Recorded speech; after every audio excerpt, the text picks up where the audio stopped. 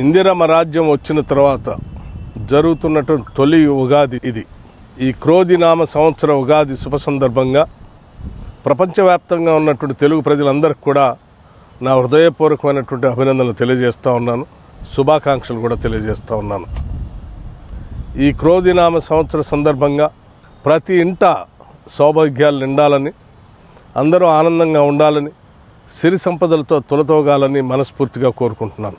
ఈ సంవత్సరం సమృద్ధిగా వర్షాలు పడాలని, తద్వారా రాష్ట్ర వ్యాప్తంగా వ్యవసాయం మీద ఆధారపడి ఉన్నటువంటి ప్రజానికం అందరూ కూడా సుఖ సంతోషాలతో వెలుగొందాలని చెప్పి ఆ భగవంతుని ప్రార్థిస్తూ ఉన్నాను.